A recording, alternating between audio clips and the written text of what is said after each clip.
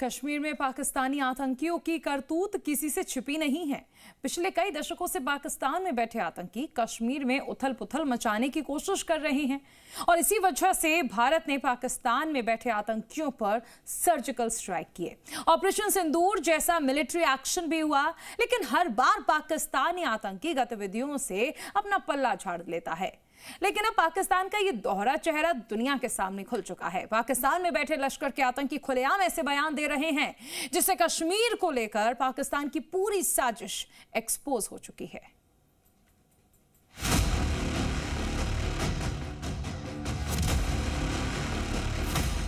पाकिस्तान आज दुनिया के काफिरों को हजम नहीं हो रहा।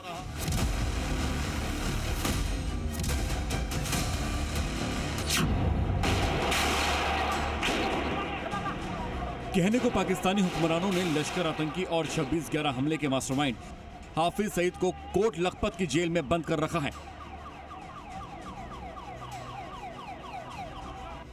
लेकिन उसके आतंकी कारनामे और उसके जयकारे बहावलपुर जैसे मिलिट्री बेस तक गूंज रहे हैं। यही हाफिज सईद ने कुर्बानी दी, आज वो जेल में है, मगर ये पाकिस्तान का पहला कैदी होगा जिसकी गवाही देने वाला कोई नहीं था।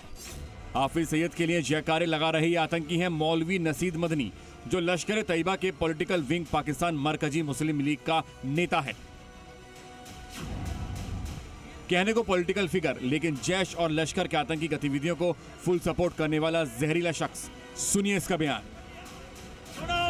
यही हाफिज सईद ने कुर्बानी दी, आज वो जेल में है, मगर ये पाकिस्तान का पहला कैदी होगा जिसकी गवाही देने वाला कोई नहीं था, मगर उसको सजा दी सिर्फ इस वजह से उसने 10,000 बच्चा कश्मीर के लिए मातरे वतन की कुर्बानी के लिए पेश किया। हाफिज सईद के बारे में मौलाना नसीद मदनी के इस बयान का मतलब समझिए। बहावलपुर के जलसे में उसने साफ कहा कि हाफिज सईद कश्मीर में 10,000 बच्चे तैनात कर चुका है। आज वही आतंकी कश्मीर को अस्थिर करने और जगह जगह आतंकी हमले कर भारत के स्वर को तबाह करने की साजिश रच रहे हैं। मौलाना ने दावा किया कि पाकिस्तान ने हाफिज सईद को जेल में रखा हुआ है, मगर आज भी वो चुप है। लेकिन सच तो यह है कि हाफिज सईद जेल से ही आतंकी संगठन की कमान संभाल रहा है। हाफिज सईद मुंबई 26/11 हमले का मास्टरमाइंड है।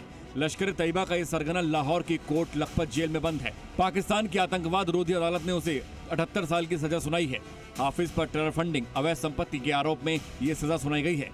हाफिज 2019 से जेल में ही सजा काट रहा है, लेकिन आतंकी नेटवर्क की कमान वहीं से संभाल रहा है। आप मुजाहिद लोग हैं, अजीम लोग हैं, आपने अपनी जिंदगियां वक्फ की हैं पाकिस्तान के लिए, और हम भी इंशाअल्लाह ताला हाफिज सईद साहब के साथ हैं।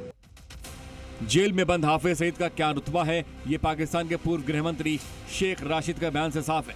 शेख राशिद ने तो यहां तक कह दिया है कि हाफिज सईद के इशारे पर ही मौजूदा शहबाज शरीफ सरकार चलती है।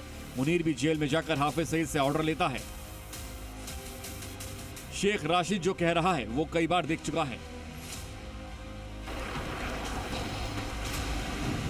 पिछले साल ही ऑपरेशन सिंदूर में जब हाफिज सईद के ठिकाने को भारत ने ध्वस्त किया था, उसके परिजन और करीबी मारे गए। तब उनके जनाजे में पाकिस्तानी सरकार से लेकर सेना के अधिकारी शामिल हुए।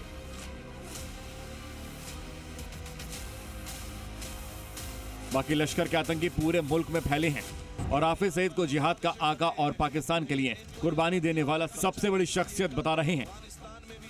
इस वीडियो में आतंकी लियाकत अली भट्टी को सुनिए, कैसे लश्कर के दम पर हिंदुस्तान के टुकड़े करने की धमकी दे रहा है।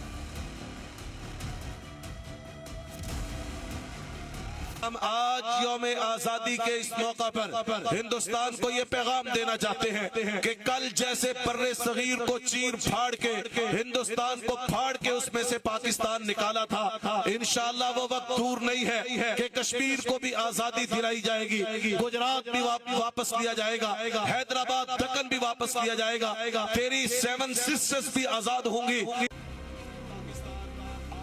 हाफिज को लेकर इन तीनों आतंकियों के बयानों से साफ है कि कश्मीर को लेकर बड़ी साजिश रची जा रही है पाकिस्तान में, वरना इनका ऐलान खुले मंचों से ऐसा नहीं होता।